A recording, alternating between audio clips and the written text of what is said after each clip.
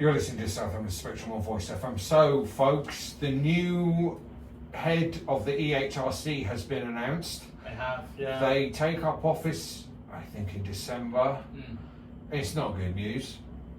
Mary Ann Stevenson, who, as we know from previous articles and her Blue Sky account and some things she's done, is a gender critical person.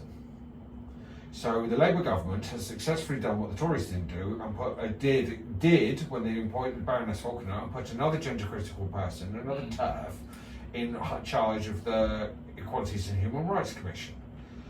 I don't know what to say about this other than the Labour Party really don't want to get elected next time around, and they really don't want their queer-based voting for them anymore for some strange reason. I don't understand why they've got a Harry Curry sense of trying to commit suicide as a political party, but they're doing a damn good job of it.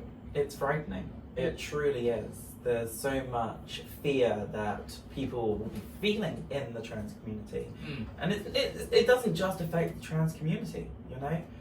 This individual that has now been appointed has some views which are quite alarming, you know, and I think for the majority of people, yeah, it's just a person in power. Like, it doesn't really matter. But for those whose rights are actively being taken away, this means a whole lot more than just someone being in a position. It really is frustrating at this stage.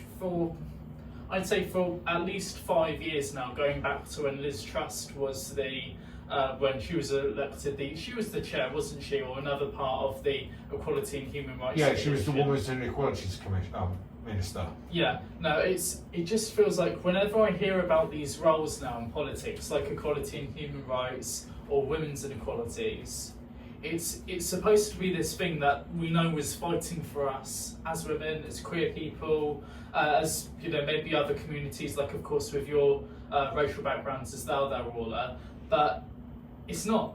These are people that are actively going against us, really, there, with just supporting people who don't support trans people. So with this new person's role there, Dr. Stevenson's, in particular, she's been fundraising and donating money for, I believe it was the chair of, what was it? Was it the chair of the LGB Alliance, was it? I think so, yeah. Yeah, so she's been paying money into her legal battles there for what was going on with regards to this. She's spoken about sex matters as well.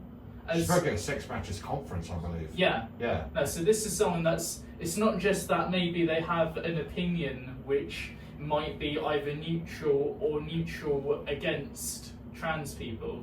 This is someone who's very deep into it, and they're supposed to be, again, in a commission there, they're supposed to be leading something for equality, where they're quite obviously biased to the point where they couldn't even begin to be talking about equality with this.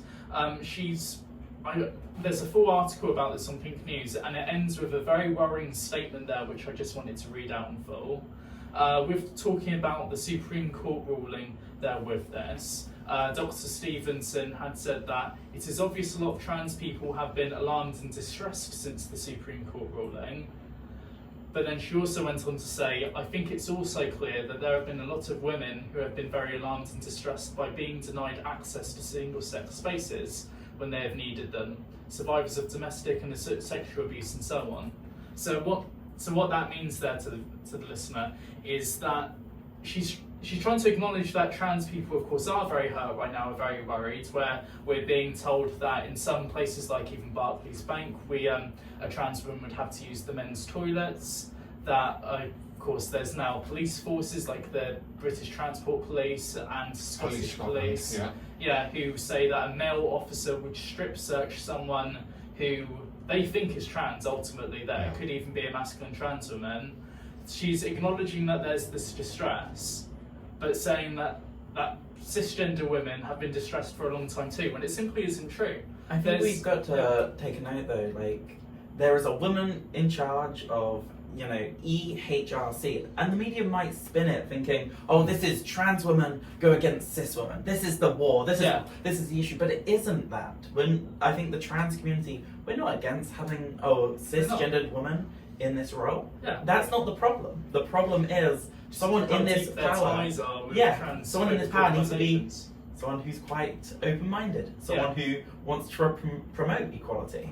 It's like in her last statement that you just read out, Mabel. She addresses the hurt that it's done to the trans community, but doesn't say anything comforting towards us. No. She doesn't acknowledge how we are now completely denied access to spaces ourselves there. But at the same time, she's trying to place cisgender women as being victimised for however long, decades apparently. But there's currently a petition going out right now called Not In Our Name, where I believe it's over 30,000, when I checked a couple of months ago, over 30,000 cisgender women have signed this petition in favour of trans women and against the Supreme Court ruling. That's fantastic. It is fantastic, but where is Dr. Stevenson getting this information from about women having previously been distressed or alarmed? It's like, where's this coming from? Thin air? And why is Labour doing this? They knew how contentious Baroness Faulkner's appointment was, and turning all the staff in the EHRC into gender-critical people. They could have simply cleaned house, put in someone who was neutral at the bare minimum, and just carried on like that. It's like they purposely gone for someone who is deeply transphobic and appointed them as the head of the Human Rights Commission in the UK. Yeah, it is disappointing, but thankfully though, we've got some good news coming out of this too at the same time. This article was done by Amelia Hans-Fatigue, that person we were talking about earlier. So the Good Law Project have confirmed that they have a case against the EHRC's trans guidance. So again, that's around the Supreme Court ruling there, where we're being denied access to single-sex spaces for the gender of which we identify, transition to, and live as. And that's going to be heard in November. I've not read too much about this, but there is a full article on it on Pink News, given by the journalist that I named a moment ago there, where they're essentially saying that the proposed changes to its code of practice, public functions and associations would force trans people to take ID with them into single-sex changing rooms and toilets, and that's not really something that anyone else has to do. Yeah. It's like no one else is forced to have, a passport or whatever there with regards to this, and of course it's just going to cause a lot of issues. Segregation. It is, and like we was talking about the police forces there, it takes one masculine cisgender woman to be strip searched by a man and be extremely distressed by that and hurt, and it's just going to break down into a bunch of law cases and lawsuits. But we have seen stuff similar to this in the past, with changing rooms, with masculine presenting lesbians being kicked out of women changing rooms. This isn't a hypothetical scenario, this is the reality. Yeah. It's the ideal image of this. It comes back to fascism. The ideal archetype of a woman. And if you don't fit that narrative, you can get out of my changing room.